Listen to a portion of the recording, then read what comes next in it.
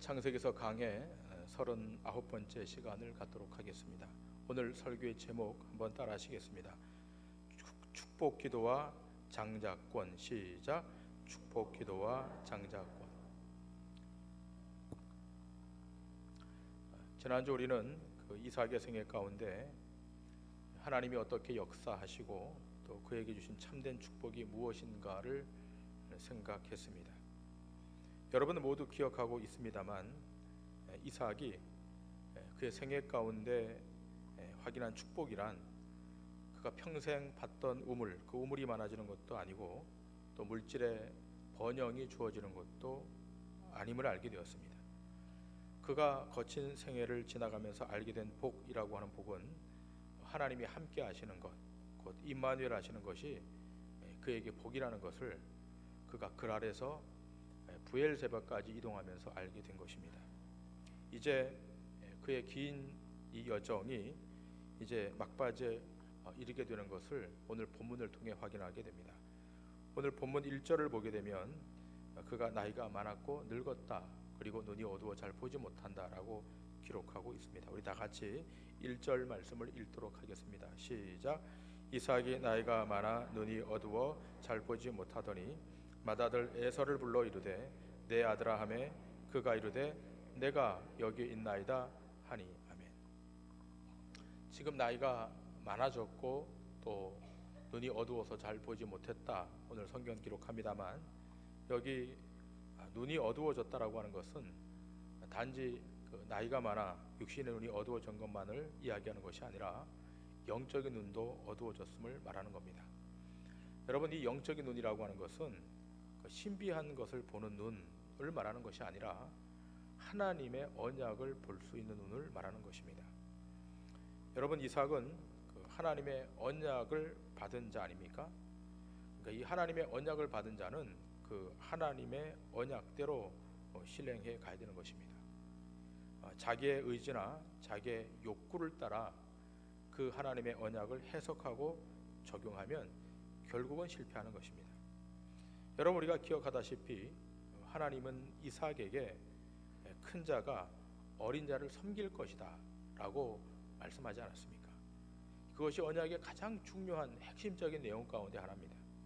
그렇다면 마땅히 이삭이 이 사실을 인지하고 그에 따라 그 언약을 실행해 가야 되는데, 여러분, 그렇지 않다고 하는 사실을 우리가 지금 확인하게 되는 겁니다.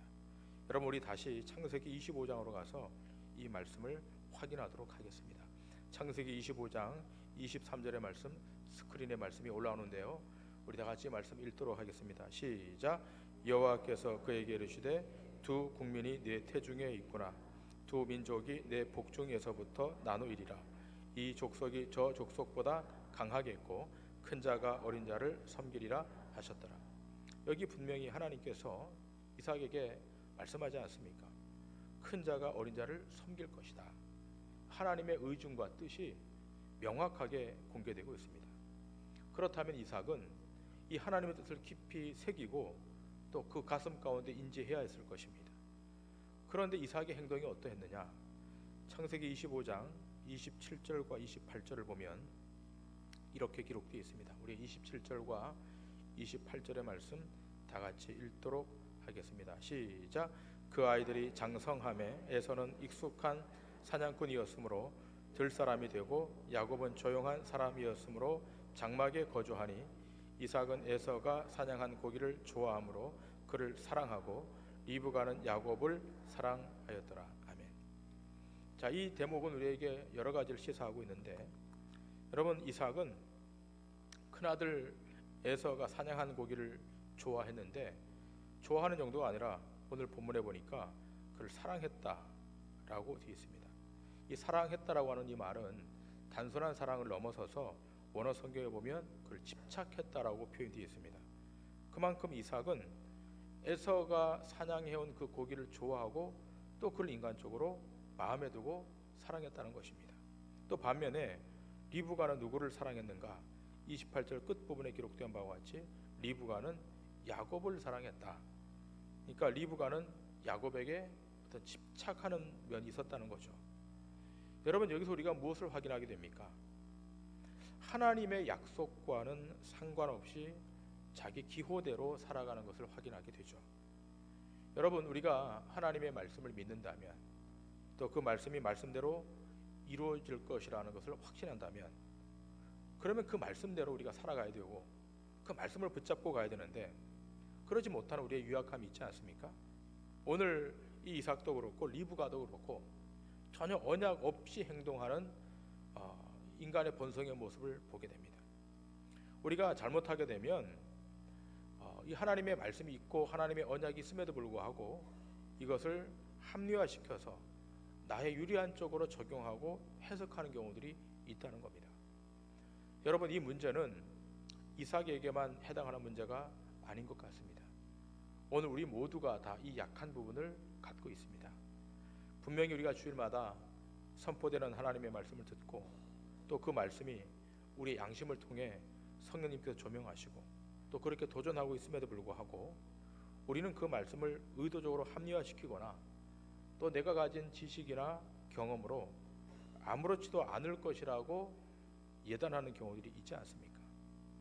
그러니 오늘 본문의 이 이삭의 태도가 이삭만의 태도가 아니라 오늘 이 자리에 예배하고 있는 여러분과 저의 지극히 인간의 본성적인 태도임을 자인해야 됩니다. 우리가 말로서는 하나님의 뜻을 말하고 하나님의 뜻을 이야기하지만 그러나 상황이 바뀌고 현실이 달라지면 내 뜻과 내 생각을 훨씬 더 중요하게 여기며 산다는 겁니다. 오늘 우리는 선포되는 이 말씀을 통해서 이 부분을 바로 잡아야 될 것입니다. 오늘 본문을 보면 네 사람이 등장하는데 이 네 사람의 인물을 조명하면서 오늘 우리에게 말씀하시는 그 하나님의 말씀 그리고 보여주시는 그 하나님의 이상과 비전을 보는 은혜의 시간 되길 소원합니다. 자, 첫 번째로 등장하는 인물은 이삭입니다. 이삭. 여러분 알다시피 이 에서는 팥죽 한 그릇에 장자의 명분을 팔지 않습니까? 그런데 이 이삭, 큰아들 에서의 고기를 먹었던 이 이삭은 고기 한 접시에 하나님의 언약을 팔았다고 하는 거예요. 나이가 들고 눈은 어두워지는데 참 그 입맛은 살아 있었는지 에서의 사냥한 고기를 좋아했기에 에서의 사냥한 고기를 먹고서 마음껏 축복하겠다 이렇게 하는 겁니다. 여러분, 그런데 가만히 보면 이것은 에서가 사냥해온 고기가 아니지 않습니까? 이것은 야곱이 집에서 잡은 양고기 아니겠습니까? 분명히 사냥한 고기와 집에서 잡은 고기가 다를 텐데 이 고기를 먹고서 축복을 하는 거예요. 또 청각과 후각은 살아 있어서 목소리가 야곱의 목소리인지 알지만 옷의 냄새를 통해서 에서인 줄 알고 또 축복을 합니다. 손으로 직접 만져보고서 에서임을 확신하고 축복하죠. 만일 이삭이 야곱인 줄 알았다면 절대로 축복하지 않았을 것입니다. 그런데 그의 육신의 눈이 노화되고 영적인 눈도 노화되어서 이것을 망각하는 거죠. 거듭 내 아들 에서냐라고 확인을 하는 겁니다. 그리고서 축복을 합니다. 그리고 이 아버지의 축복이란 장자권을 상속하는 축복이죠. 여러분, 하나님의 언약을 받은 것보다 더 중요한 것은 하나님의 언약을 이어가는 거예요. 받는 것보다 중요한 것은 지속시키는 거, 이어가는 겁니다. 그런데 이렇게 중요한 하나님의 언약을 전달받은 이삭이 자기의 입맛을 채워주는 큰아들에게 축복을 해주는 겁니다. 자기는 에서에게 축복했다고 그렇게 믿고 있다가 나중에 에서가 다시 고기를 요리해서 들어왔을 때 얼마나 놀랍니까? 33절에 보면 이 대목에 대해서 창세기 기자가 이렇게 말하죠. 이삭이 심히 떨며 이르되. 이삭이 심히 떨었다는 거예요. 그러니까 축복의 대상이 뒤바뀐 사실을 통해서 하나님의 언약을 다시 기억해냈기 때문에 심히 떨었다라고 보아집니다. 그렇게 이렇게 매달리는 에서에게는 축복할 수가 없는 거예요. 이러한 이삭을 보면서 우리는 다시 한번 우리의 내면을 들여다봐야 될 것입니다. 여러분, 천국이 있음을 믿으십니까? 지옥이 있음을 믿으십니까? 이 성경이 하나님의 말씀이심을 믿으십니까? 이 세상뿐만 아니라 오는 세상과 장래에도 오직 이 하나님의 말씀대로 되어질 것을 믿으십니까? 자, 그렇게 우리가 아멘 했음에도 불구하고 우리가 이 하나님의 깊은 뜻과 말씀에 깊이 집중하면서도 때로 갑자기 눈앞에 닥친 어떤 선택의 문제, 갑자기 닥쳐진 어떤 이익의 문제, 이 문제 앞에서는 이런 하나님의 뜻과는 전혀 상관없이 너무 빨리 결정하고 너무 쉽게 결정해서 이삭이 고기 한 접시에 축복권을 넘겼던 것처럼 우리도 그렇게 쉽게 결정하고 넘기고 판단하며 살고 있지는 않은가를 자문해야 될 것입니다. 이삭의 이러한 태도가 어느 주석가는 주술의 시작이라고 말하고 있습니다. 여러분, 주술이 무엇입니까? 요즘 주술 때문에 문제가 많은데 주술이 무엇입니까?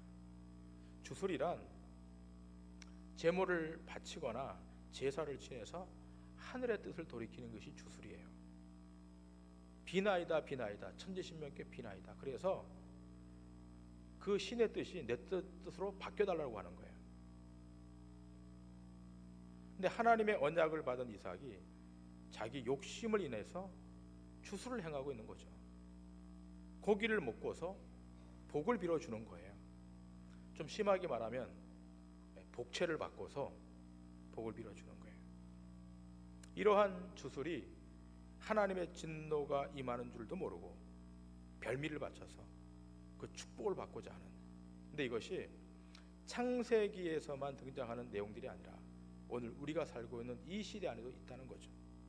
그러면 왜 이렇게 하나님의 진노가 임하는 것을 알면서도 그런 축복을 받고자 하는가? 그건 수요가 있기 때문에, 또 공급이 있기 때문에 그러는 거예요. 오늘 우리가 이삭 같지 않은가?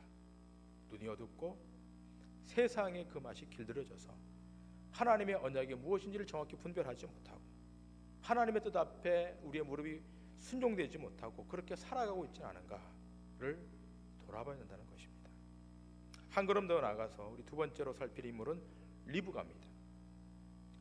여러분, 리브가 역시 하나님의 언약을 받은 여인 아니겠습니까? 쌍둥이가 자기 뱃속에서 이렇게 태중에서 싸우고 있을 때 하나님께서 분명히 말씀하지 않습니까? 태중의 두 아이가 한 민족이 한 민족을 섬길 것이다. 큰 자가 작은 자를 섬길 것이다. 그런데 이 내용을 리브가 더 까마득히 잊고 있는 겁니다. 그냥 야곱이 마음에 드니까 그냥 인간적으로 야곱을 더 사랑했다고 보여집니다. 그런데 이삭이, 자기 남편 이삭이 큰아들 에서를 축복하겠다고 하는 말을 듣고서 야곱을 에서로 변장시켜서 축복을 받아내게 하는 거예요. 생각해 보세요. 하나님의 뜻이 분명히 있었다면, 그 뜻을 알고 있었다면 이 리브가는 남편 이삭에게 말을 했어야 될 거예요. 그렇잖아요. 이 하나님의 언약의 뜻이 있었다는 사실을 이삭에게 공지했어야 되는데 말하지 않죠. 창세기를 아무리 읽어봐도 리브가가 이삭에게 이 말을 했다는 장면이 없습니다. 리브가의 이 모습이 과연 리브가만의 모습일까? 우리 인생들의 모습은 아닐까? 하나님의 언약 없이 살아가고 있는 우리 인생들의 모습은 아닐까? 생각해 봐야 됩니다. 여러분, 우리가 그 예를 다윗 왕에게서 보지 않습니까? 여러분, 다윗이 초기 통치에는 참 나라를 잘 정사를 이끌어갔습니다. 그랬던 다윗의 통치 중기를 지나고 이제 말기로 가면서 그가 늙어서 이제 마지막 통치사를 끝내야 되는데 이제 후계자를 정할 시기가 왔는데 빨리 결정하지 않으니까 여러분, 열왕기서를 보게 되면 아도니아가 반역을 일으킵니다. 그러니까 아도니아가 반역을 일으켜서 내가 왕이 되겠다, 후계자가 되겠다. 그러자 바세바와 나단 선자가 어떻게 합니까? 다윗 왕 앞에 찾아가서 무릎을 꿇고 간언합니다. 왕이시여, 전에 왕이 솔로몬을 다음 후계자로 삼겠다고 약속하지 않았습니까? 이 언약을 상기시켜서 솔로몬을 왕으로 삼게 됩니다. 리브가도 그런 경우입니다. 이렇게 이삭을 속임으로 장자의 축복을 받아내지만 여러분, 성경을 보면 리브가는 이 사건 이후로 이삭을 보지 못하고 죽게 돼요. 여러분 이제 한 걸음 더 나아가서 세 번째 등장인물 야곱을 보겠습니다. 여러분 야곱은 앞으로 우리가 계속 살필 인물이기 때문에 잠깐만 언급할 텐데요. 형을 속이고 눈먼 아버지를 속이고, 그러니까 그의 생애는 계속 속이고 속는 인생으로 점철됩니다. 우리가 앞으로 이 야곱의 생애를 좀 더 깊이 살피면서 그럼에도 불구하고 하나님이 그 야곱의 인생 가운데 어떻게 개입하셔서 이 야곱의 생애 가운데 그 언약을 이루어 가시는가를 우리가 더 깊이 살펴보도록 하겠습니다. 그것은 다음에 좀 더 하도록 하고, 자, 마지막 네 번째 이 에서에 대해서 생각하도록 하겠습니다. 여러분, 이 에서에 관한 내용은 창세기서에서는 짧게 기록되어 있고, 이 내용의 해석인 부분 히브리서 12장 16절부터 17절까지의 말씀을 우리가 한번 봐야 될 것 같습니다. 히브리서 12장 16절과 17절의 말씀, 우리 두 절의 말씀인데 우리 다 같이 한번 읽겠습니다. 시작. 음행하는 자와 혹 한 그릇 음식을 위하여 장자의 명분을 판 에서와 같이 망령된 자가 없도록 살피라. 너희가 아는 바와 같이 그가 그 후에 축복을 이어받으려고 눈물을 흘리며 구하되 버림바가 되어 회개할 기회를 얻지 못하는. 여러분, 여기 히브리서 기자가 에서에 대해서 뭐라고 가장 먼저 언급하는가 하면 그는 망령된 자다라고 하는 거예요. 망령된 자다.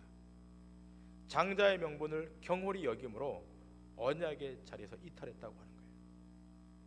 눈앞에 닥친 이익을 인하여 영원한 나라를 빼앗겼다는 거예요. 이걸 우리에게 지금 경고하는 겁니다. 이것을 여러분과 저를 위하여 에서를 등장시켜 우리에게 경고하고 있는 겁니다. 아주 중요한 대목이에요. 여러분, 신자에게 베풀어진 이 축복이라고 하는 것은 에서가 구한 팥죽 한 그릇의 가치로 바꿀 수 있는 축복이 아니라고 하는 거예요. 그 팥죽과는 전혀 비교될 수 없는, 비교할 수 없는 하늘의 신령한 복, 하늘에 속한 복, 이 복이라고 하는 거예요. 팥죽 한 그릇을 샀다 팔았다 할 수 있는 그런 복이 아니잖아요. 성경은 이 복이 이미 우리에게 와 있다라고 말하고 있다는 것을 아셔야 됩니다. 에베소서 1장 3절부터 6절에 보면 바울이 이렇게 이야기하잖아요.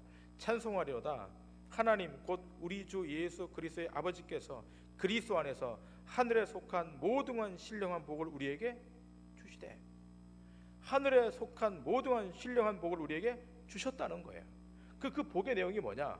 곧 창세 전에 그리스도 안에서 우리를 택하사 우리로 사랑 안에서 그 앞에 거룩하고 흠이 없게 하시려고 그 기쁘신 뜻대로 우리를 예정하사 예수 그리스도로 말미암아 자기의 아들들이 되게 하셨으니 이는 그가 사랑하시는 자 안에서 우리에게 거저 주시는 바 그 은혜의 영광을 찬송하게 하려는 것이라.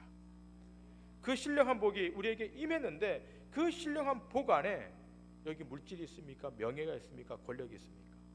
아무것도 없잖아요. 이 신령한 복은 그런 내용들을 포함하고 있지 않습니다. 그 신령한 복이란 뭡니까? 그 기쁘신 뜻대로 우리를 예정하사 예수 그리스도로 말미암아 자기의 아들들 되게 하시는 이 축복, 이게 하늘에 속한 신령한 복이라고 하는 거예요. 그런데 이 에서가 이러한 복을 인정하지 못하고 팥죽 한 그릇에 이 복을 팔아 넘긴 거예요. 그런데 그 에서가 구약 창세기에서 등장하는 에서만이냐? 오늘 이 아침 예배하고는 우리의 모습은 아닌가를 적용시켜 봐야 돼요.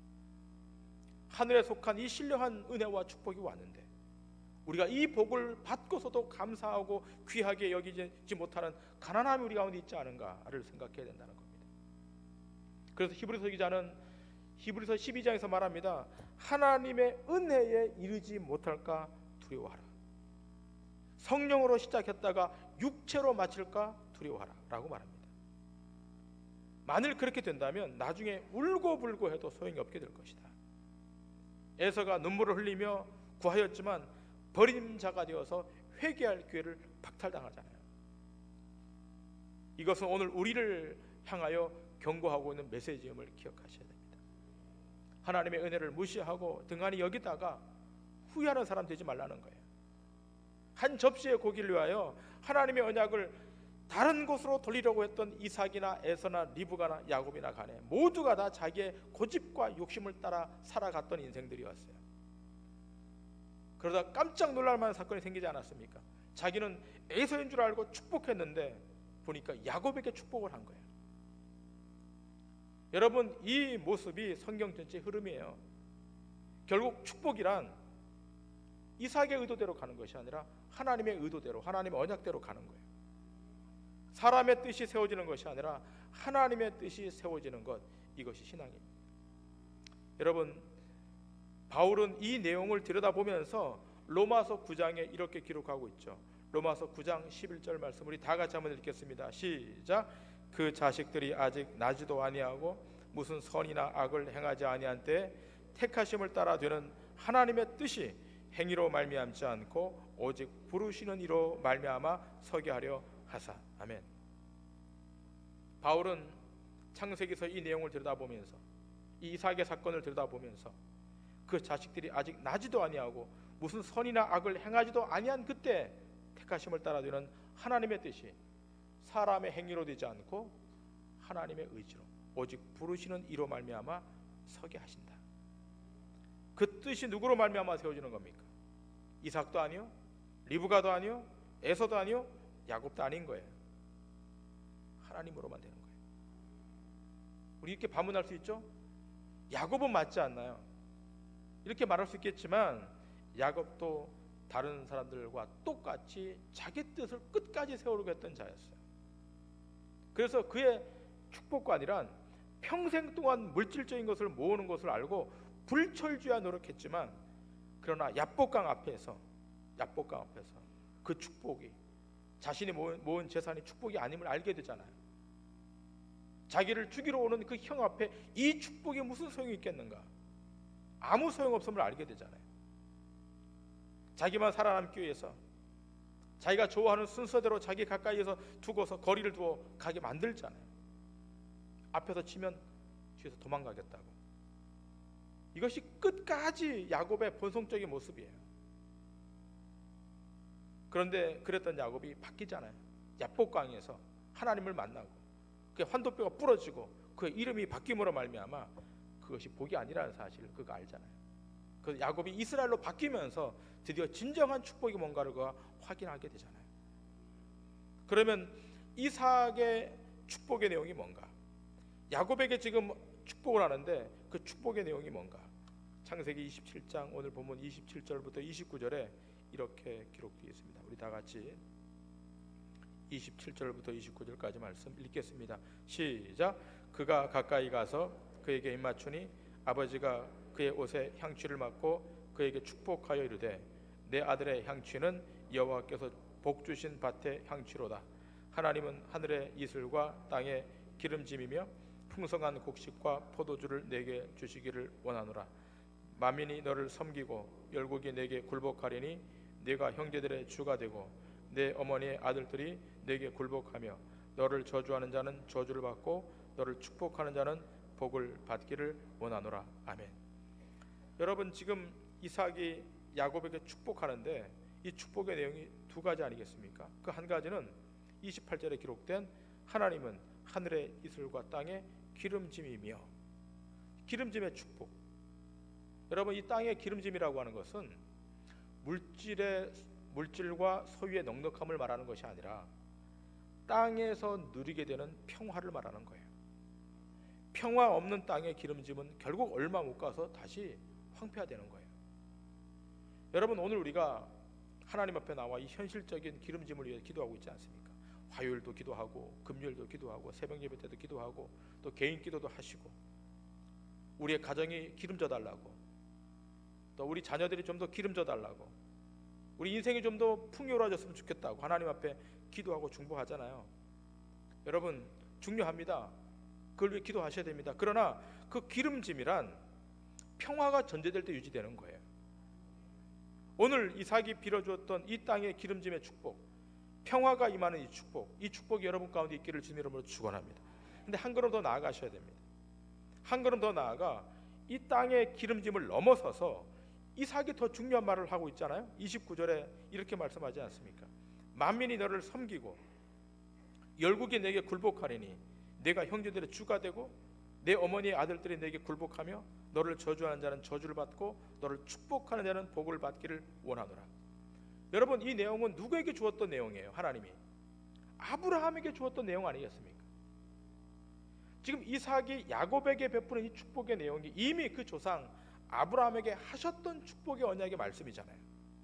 만인이 너를 섬길 것이고 내 형제들이 굴복하고 너를 저주한 자는 저주를 받고 너를 축복하는 자는 내가 너를 축복하게 하겠다. 이게 하나님의 언약 아닙니까? 그러므로 이 언약을 하나님이 이루시기 위하여 사람들이 거듭 실패해도 하나님은 자기의 성실함과 신실함을 담보로 해서 이 언약을 이루어내시는 분임을 기억하셔야 됩니다. 이 언약을 이루어내시기 위하여 그 언약의 완성자이신 예수 그리스도를 이 땅에 보내시는 겁니다. 이제 새 언약 시대에 살고 있는 우리는 예수 그리스도 그분 때문에 복의 자리 안으로 들어가는 겁니다. 예수 그리스도의 축복이 내 안에 임하고 예수 그리스도의 축복이 여러분 가정에 임하고 여러분 자녀에게 임하고 이 축복이란 아까도 얘기했던 것처럼 하늘에 속한 신령한 복인 거예요. 이 땅에서 취할 수 있는 그런 가난한 복 아닌 거예요. 그래서 이삭이 이 축복을 하다가 놀라게 되는 것은 자기의 의도와 전혀 다르게 장자권이 야곱에게 주어지자 이삭은 새로운 각도로 하나님을 인식하게 됩니다. 이삭이 자기 취미에 의하여 자기 기호에 의하여 하나님의 뜻이 매이지 않음을 에서를 축복했는데 야곱이 받은 이 사건을 두고서 분명하게 확인하는 거예요.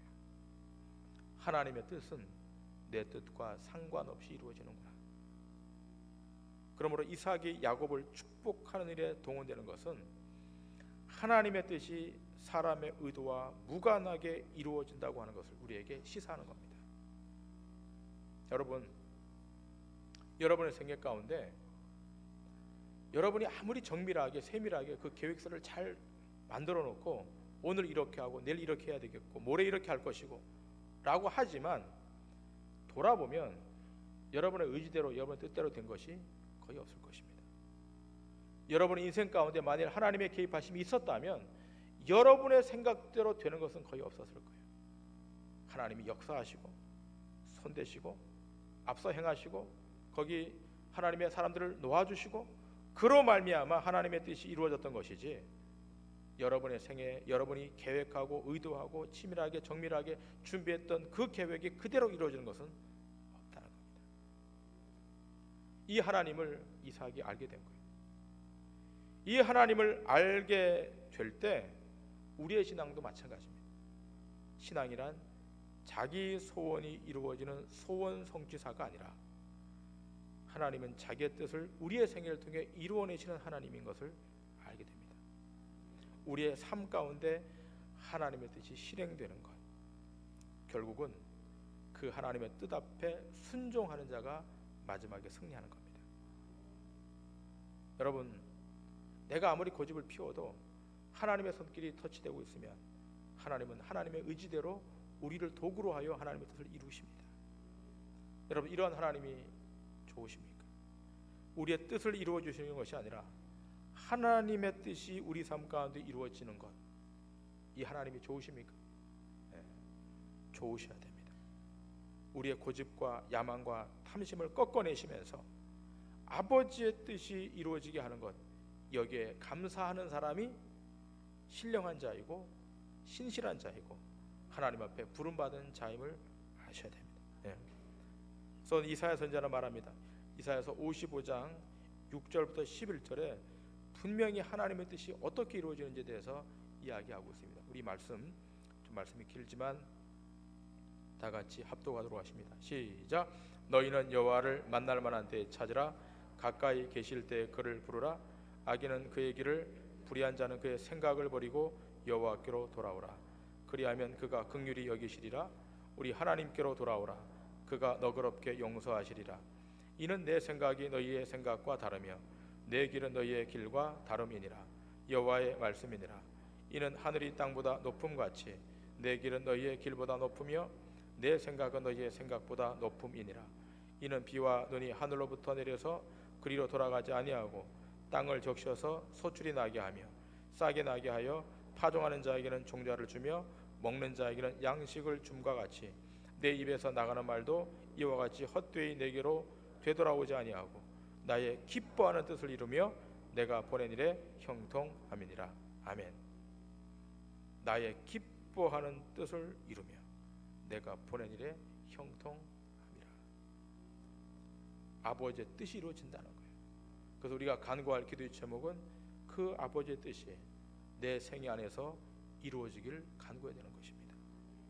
우리의 생각과 다르신 그 하나님의 생각이 보여 알 수 있도록 기도하시고, 여러분 삶 가운데 계속해서 역사하시는 그 하나님의 역사하심 앞에 기뻐하며 감사할 수 있어야 됩니다.